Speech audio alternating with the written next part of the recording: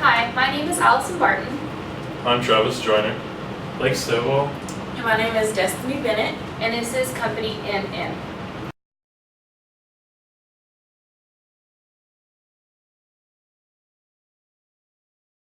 Our company's mission was to maximize profits and satisfy customers' demands by ensuring the products they receive was priced reasonably according to market value. The location was Germany. Our target market was South, North, West Germany through 2 distribution channels of grocery chains and hypermarkets. The products we offered were muesli, blueberry, muesli, strawberry, mixed, nut, raisin, and original.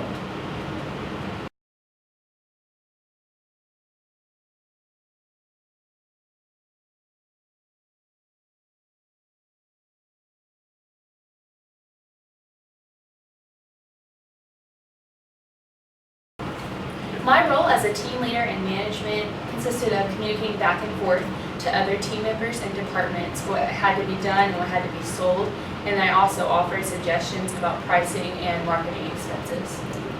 And as the accounting and finance person, I was in charge of keeping track of the financial statements to ensure that the company was making money and staying on budget with what was needed to get done.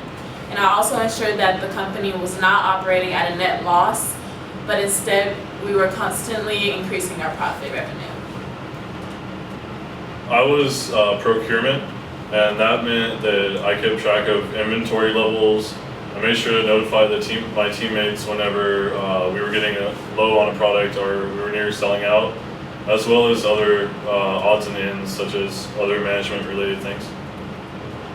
Being head of marketing, I spent as little as possible on marketing in the first round while still selling as many products as possible. In the second round, we spent as much as needed to, within reason, in order to sell all of our products.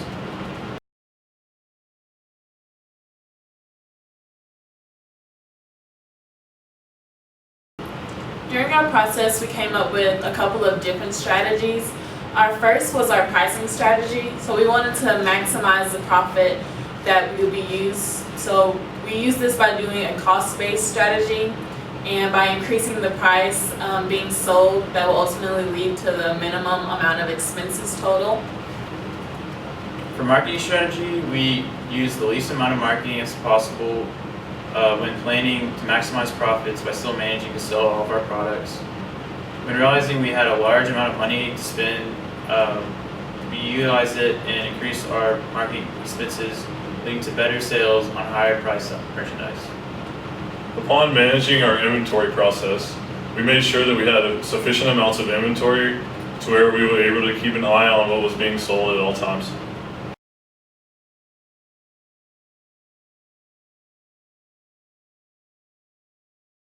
Alright, for our total sales revenue, it basically means the overall measure of all sources of a company's profits, including its sales for a given period of time. So compared to the other groups, our sales were slightly lower for being in second place.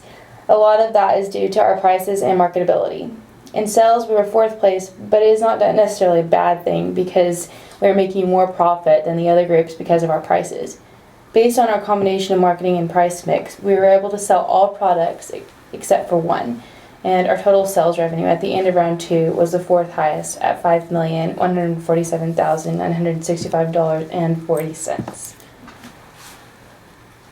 For the gross margin, this basically means that it's the difference between the revenue and the cost of goods sold.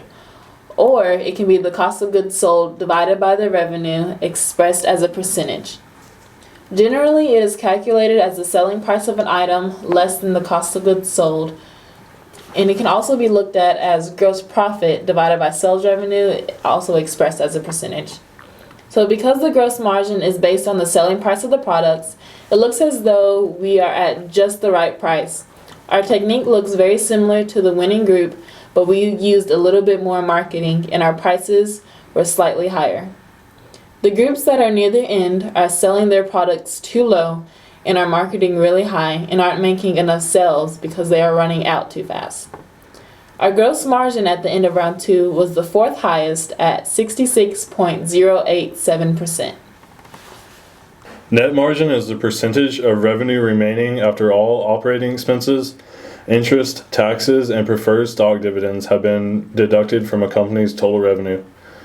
It can also be seen as the ratio of net profits to revenues for a company or business segment expressed as a percentage.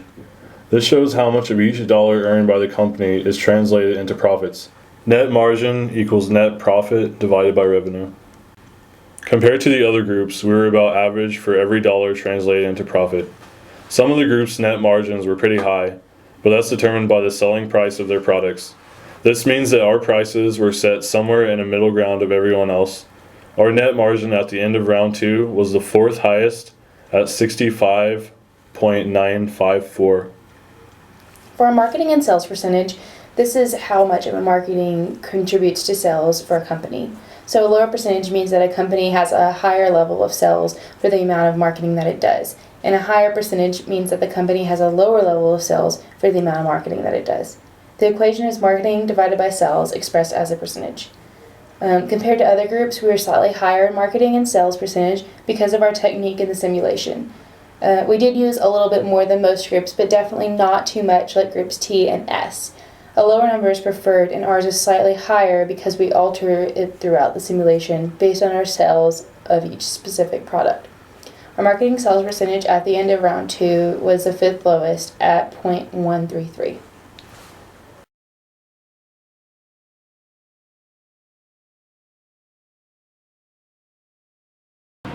Overall, at the end of round 1, we were in 4th place. But then by round 2, we moved up to 2nd, and we were the second highest in the net profit category.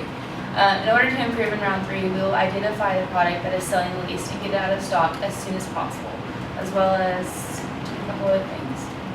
We will adjust prices accordingly to the market that is currently selling to make sure that we're not too high or too low in our pricing strategy.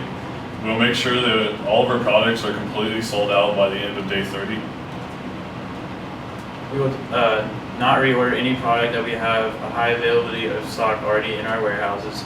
For example, by the end of round 2, we had a lot of original left over, so by the beginning of round 2, we would not reorder this product and focus more on what really made us a profit.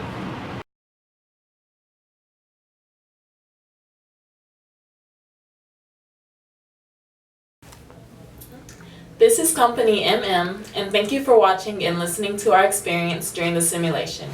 We have learned a lot and are looking forward to round 3 where we are able to implement all of the techniques that we have planned out.